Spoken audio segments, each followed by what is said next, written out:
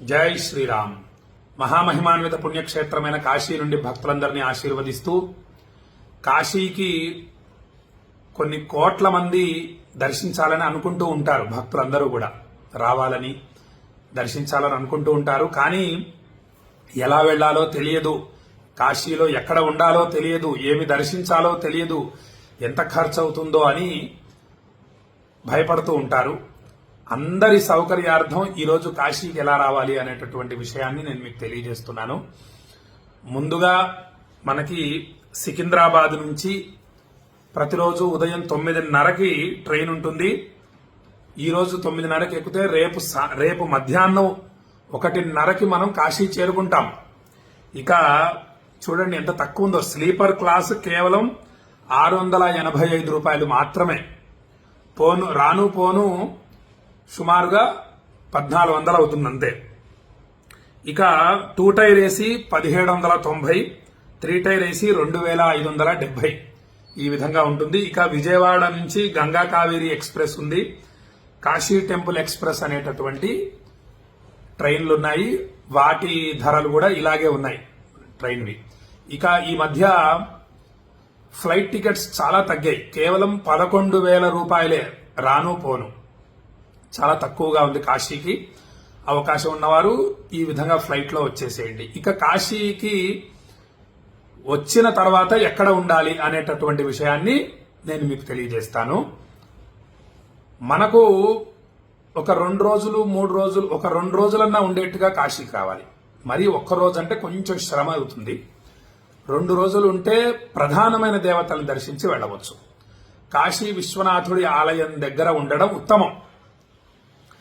9 రోజులు గాని 9 నెలల 9 రోజులు ఉండడం చాలా విశేషం. ఇలా ఈ దీక్షలు చేసేవాళ్లు కేదార్ ఘాట్ లో ఉండడం ఉత్తమం. ఎందుకంటే అక్కడంతా మన తెలుగు వాళ్ళు కనిపిస్తూ ఉంటారు, కాస్త తెలుగు మాటలు వినపడుతూ ఉంటాయి. కాశీ గురించి 4 విషయాలు అందరూ చెప్తూ ఉంటారు. చంద్రకళ అమ్మగారు ఉన్నారు, వారు అన్ని దర్శనాలు కూడా మనకు చేయిస్తారు. ఇక విశ్వనాథుడి ఆలయం 2 రోజులుండి వెళ్లే వాళ్ళు మాత్రం విశ్వనాథుడి ఆలయం దగ్గర ఉండడం మంచిది. విశ్వనాథుడి ఆలయానికి ఎలా వెళ్ళాలి? రైల్వే స్టేషన్ నుంచి కానీ, ఎయిర్పోర్ట్ నుంచి కానీ గదోలియా చౌరస్తా అని అడగాలి.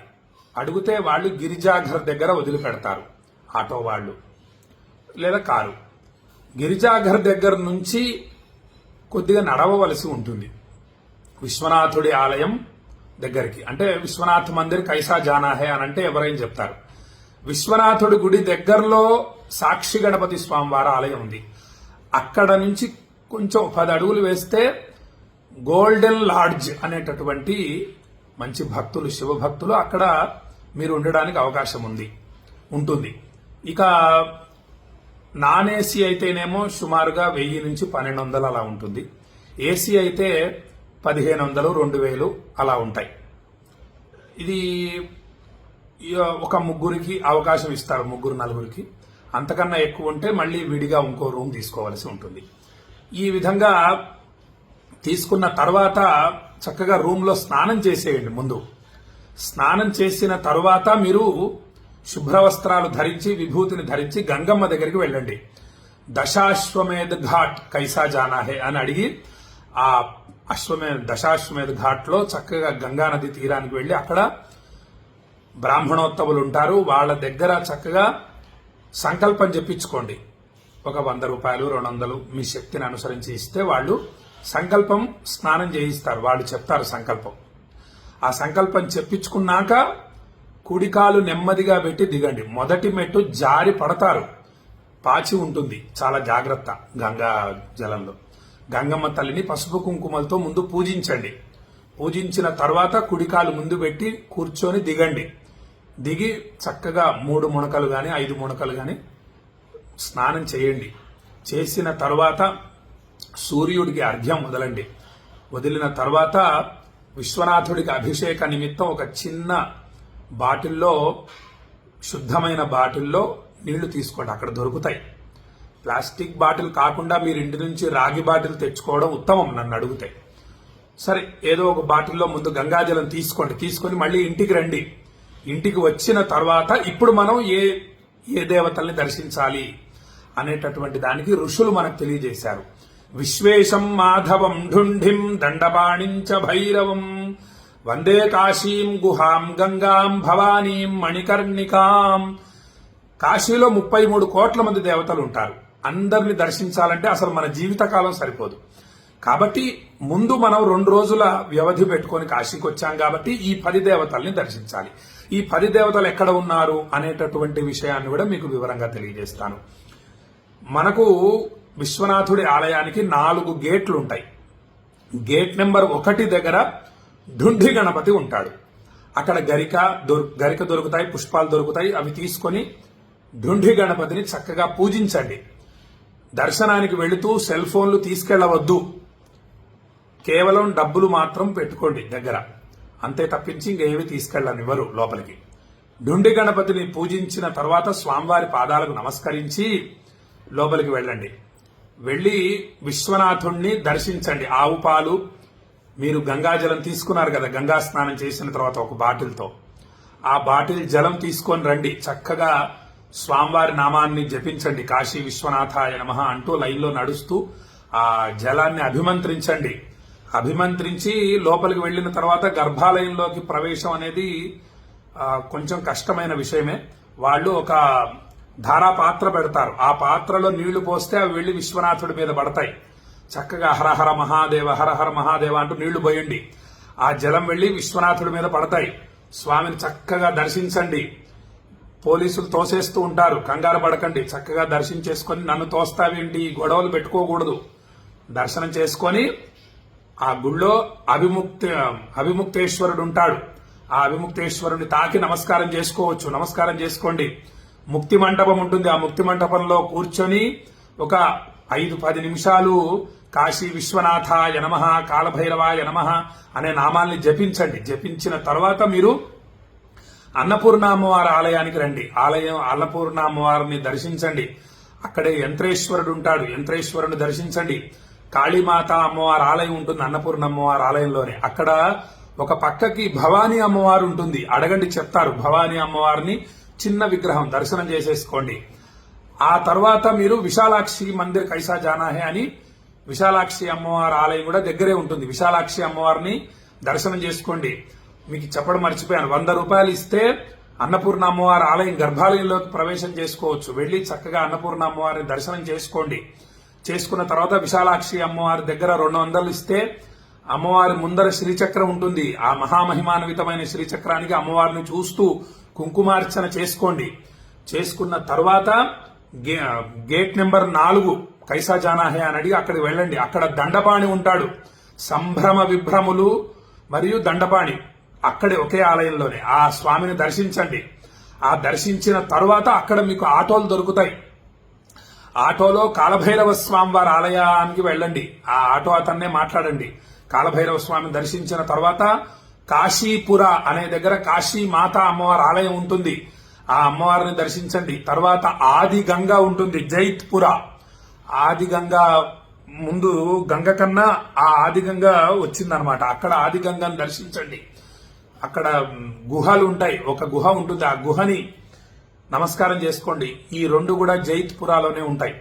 ఇవి దర్శనం చేసుకున్న తర్వాత మీరు మళ్ళీ గిరిజాఘర్ వచ్చేయండి. గదోలియా చౌరస్తా అంటే గిరిజాఘర్ దగ్గర వదిలిపెడతాడు. అక్కడ వచ్చి అక్కడి నుంచి మీరు దశాశ్వమేధ ఘాట్కు నడుచుకుంటూ వెళ్ళండి. వెళ్ళిన తర్వాత మీకు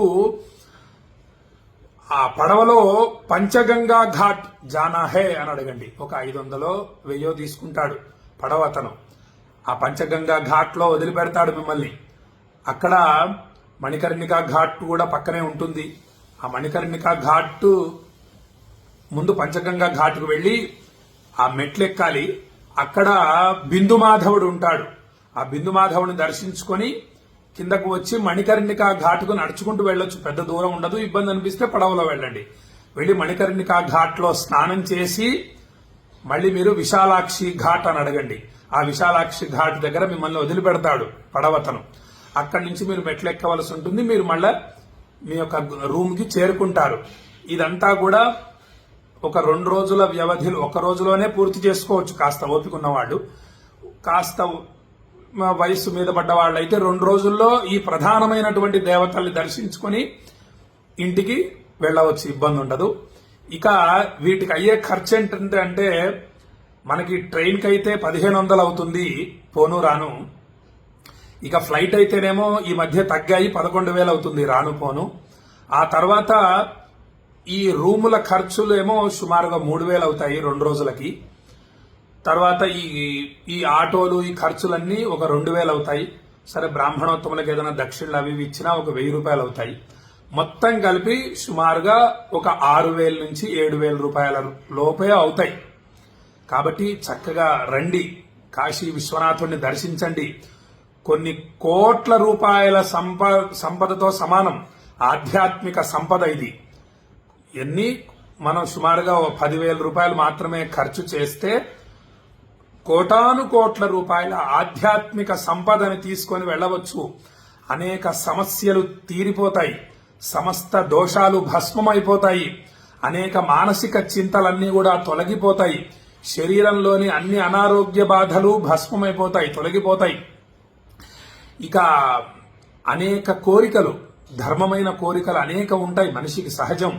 అటువంటి కోరికలన్నీ నెరవేరుతాయి. వివాహం కాని వాళ్ళకు వివాహం అవుతుంది, సంతానం కాని వాళ్లకు సంతానం అవుతుంది, అనారోగ్య బాధలతో బాధపడే వాళ్ళకి అనారోగ్యం అంతా తొలగిపోయి ఆరోగ్య ప్రాప్తి కలుగుతుంది, మానసిక చింతలన్నీ తొలగిపోతాయి. ఆ యొక్క కాశీ విశ్వనాథుడి యొక్క సంపూర్ణ అనుగ్రహం కలుగుతుంది, విశేష ఫలితాలు కలుగుతాయి. సామాన్యమైనటువంటి క్షేత్రం కాదు. సంవత్సరానికి ఒకసారన్నా తప్పకుండా కాశీకి వచ్చే ప్రయత్నం చేయండి. కేవలం 10,000 రూపాయలు మాత్రమే ఖర్చు అవుతాయి. కాబట్టి భక్తులు చక్కగా వీలు చేసుకోండి. వీలు అవట కుదరదు, మనం కుదుర్చుకొని రావాలి. అయితే ఇక్కడికి 1,00,000 రూపాయలు తెచ్చినా అయిపోతాయి. మనం చాలా ఉంటాయి కొనుక్కోవాల్సినవి, అవన్నీ కొంటూ పోతే మాత్రం సరిపోవు. చీరలు దొరుకుతాయి, తర్వాత ఇత్తడి సామాన్లు, పూజా సామాన్లు దొరుకుతాయి, అనేకం. ఇక్కడ ఉన్న వ్యాపార కేంద్రం, పెద్ద వ్యాపార కేంద్రం వారాణసి. కాబట్టి ఆ వ్యాపార నిమిత్తం వ్యాపారం చేసుకునే వాళ్ళు ఇక్కడికి వస్తే జాలాన్స్ అనే ఏదో ఉంది, అక్కడ చీరలు అవేవో దొరుకుతాయి మొత్తం. అవి వాడికి డబ్బులు ఇస్తే వాడు కొరియర్ లో పంపిస్తాడు. అలా వ్యాపారం కూడా చేసుకోవచ్చు. ధనం కావాలంటే ధనం వస్తుంది, ఇక మోక్షం కావాలంటే మోక్షం వస్తుంది, సమస్యలు తీరాలంటే సమస్యలు తీరిపోతాయి. ఇలా అనేక ఉపయోగాలు కాశీకి రావడం చేత కలుగుతుంది. కాలభైరవుడి అనుగ్రహం కలుగుతుంది. విచిత్ర పుణ్యవర్ధనం అంటారు ఆదిశంకర్లు. అద్భుతం, విచిత్రమైనటువంటి అద్భుత ఫలితాలు కలుగుతాయి మనకి. అటువంటి విశేషమైన పుణ్యక్షేత్రము కాశీ. కాబట్టి భక్తులు ఈ వీడియోని అందరికీ పంపించండి. ఒక్కరు దర్శించుకున్నా వాళ్ళు ధన్యులవుతారు, మనం ధన్యులమైపోతాం. విశ్వనాథుడి యొక్క సంపూర్ణ అనుగ్రహం కలుగుతుంది అందరికీ కూడా అని చెప్పి భక్తులకు తెలియజేస్తూ, శ్రీర్వర్చస్వమాజుష్యమారోగ్యమావిధాక్షోభమానం మహీయతే ధాన్యం ధనం వశుం బహుపుత్ర లాభం శత సంవత్సరం దీర్ఘమాయు. కాశీ అన్నపూర్ణ విశాలాక్షి సమేత విశ్వేశ్వర స్వామి సంపూర్ణ అనుగ్రహ ప్రాప్తిరస్తు. ఆయురారోగ్య అష్టైశ్వర్యాభివృద్ధిరస్తు. మనోభీష్ట సిద్ధిరస్తు అని భక్తులందరినీ ఆశీర్వదిస్తూ సెలవు తీసుకుంటున్నా. జై శ్రీరామ్.